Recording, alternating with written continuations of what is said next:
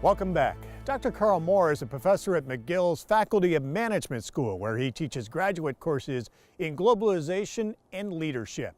He is also an expert on the airline industry in Canada and joins us this week to talk about a government bailout for Bombardier and the changing political landscape, a new era of trade relations between the U.S. and Canada.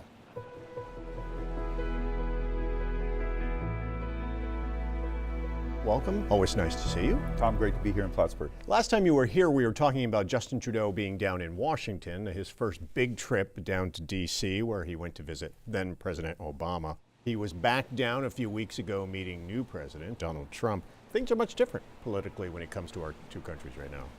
Well, I mean, it's a huge change because Obama and Prime Minister Trudeau just seem natural soulmates. With President Trump and Prime Minister Trudeau, there's not that natural connection. But the Prime Minister has had the good sense to recognize the U.S. is by far our most important trading partner. It's the great nation of the South. It's something that we have got to be respectful of the office of the President. So the Prime Minister had the good sense to not follow the advice of some people in Parliament and show respect for the office and for the man, and to and the President kept to the script. And it was one of the first times he kept to the script and said what I presume the State Department wrote for him.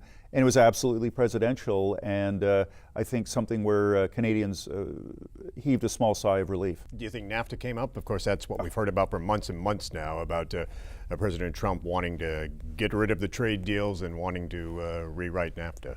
Well, the Canadian take on that is that that's really more focused on Mexico.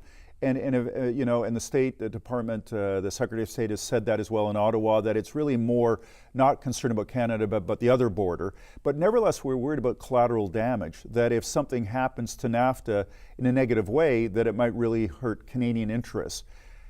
But a good point is made, I think you made this earlier, Tom, is that it was negotiated decades ago.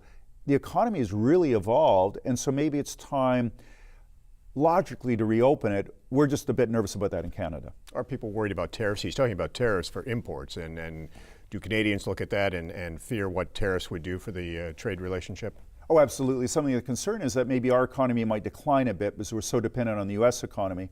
Part of it is that the value chains of companies are so interlinked that the auto is a great example of that, between Ontario and Michigan particularly, that you can't just put tariffs on those kind of things because the production's in both countries and you can no longer untangle them. One thing that Prime Minister Trudeau and President Trump agree on is the Keystone XL pipeline and finishing that pipeline. That would be good for Canada?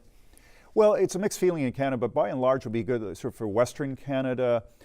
There's concerns about the environmental impacts of pipeline. They are by far the safest way to move oil, but then it seems to be encouraging oil production in the oil sands particularly. So there's a mixed feeling about it, particularly in the eastern part of Canada. So the Prime Minister, though, recognizes Alberta has had a tough economy, and he's the Prime Minister of the whole country, even though he's a member of Parliament from Montreal. So he's got to balance those things. So by and large, it seems good for the Canadian economy, but there are some legitimate environmental concerns. He is backing one pipeline that would carry crude from Alberta west to British Columbia. Then the one you referred to, much more controversial, the 3,000-mile Trans-Canada Energy East pipeline that would bring tar sands oil and even Bakken crude oil east to refineries in Atlantic Canada and the Atlantic coast. But Montreal would be along that route, and the mayor of Montreal has come out against having a pipeline come through the city. Well, part of it is the safety concern now. It's safer by far than trains or trucks, and we see like Magnetic a couple years ago here in Quebec, or up in Quebec, had a real problem, again, because of oil and trains. But there's a sense of, by spending billions on making a pipeline, you're encouraging relatively dirtier oil to be shipped there for decades, because you don't build a pipeline and then just shut it down a few years later. So I think that's a legitimate concern. My sense is it's the safest way to travel, that the world is not going to wean itself from oil. We see the solar going forward, we see wind power and so on, but it's nowhere near what the world needs. And so unless we see the degrowth movement really taking off, where we go to negative growth or neutral growth, I just think we're going to need oil for decades, unfortunately. The U.S. gets a lot of oil from Canada. Do you see that changing under the new administration? Well, fracking has made a difference of the relationship of America to the world in oil, which is great from a viewpoint. The Middle East is slightly less of a concern of the States because of that. So I think fracking will continue, but we see that there's such a strong relationship of energy from Canada to the U.S. that seems that will continue for a long, long time. What drives the economy in much of Quebec and in the Montreal area is aerospace. And Bombardier, of course, is the big aircraft manufacturer there. They received $1 billion from the Quebec government, bought a stake in the company, about half the company, just less than half. And for quite some time, they were looking for a match from the federal government in Ottawa, another $1 billion. And that really got delayed for months and months and months. Finally, just within the past month, the federal government has come through with a $375 million loan to help Bombardier. This bailout, was that desperately needed by Bombardier to be able to continue and stay in business? I think desperately is overstating it. Certainly very well received and extraordinarily helpful in terms of getting the production of the C-Series up to full ramp, which takes a lot of money. It's also that it's the Global 7000 and the R&D costs for that. It's extremely helpful. A couple of key points is that they'd asked for $1 billion US and got 373 million Canadian. So less than a third what they asked for. I think part of it was the optics of the politics, that the Prime Minister, though he's from Quebec, is the Prime Minister of the whole country, and Alberta's going, how come you keep helping Quebec and you keep helping these big companies, but you're not helping Alberta? So I think that they reduced the amount substantially because of the political optics of it. And Bombardier probably didn't need the money, the $1 billion US they're looking for, to the same degree when they started asking for it.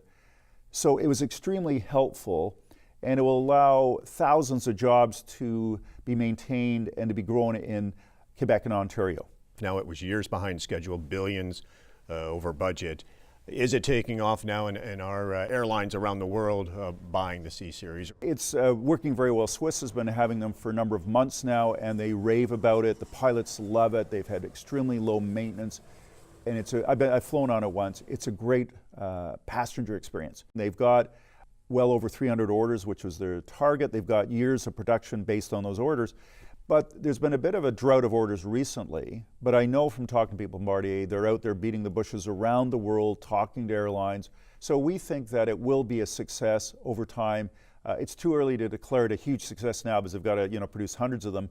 But they're starting to really ramp up the production, and we'll see real growth in the C-Series over the next few years. Every year you take students on what you call the Hot Cities Tour, where you basically go around the globe to visit countries where there are emerging economies. And you're just back from this year's trip. Where did you go this year on the tour? Well, we went to Hong Kong for a couple days, then Manila and Palawan, so in the Philippines. We went to Hong Kong because you can't go from Montreal to Manila directly. And we have thousands of alumni in Hong Kong, some great meetings, and a chance to see it as an emerged country in contrast to an emerging economy. And China is an emerging economy. Hong Kong is part of it, and gives you a unique window to see China as well. So it was a chance to look at the two in contrast. The slogan of the trip is taking the future to the future. So 30 undergraduates and a dozen inspiring alumni to where the world economy is growing. And the Philippines has had one of the strongest growing economies in that part of the world for a number of years now. So we wanted to go see, look at that growth and see how are things different there than back home in Canada and the US.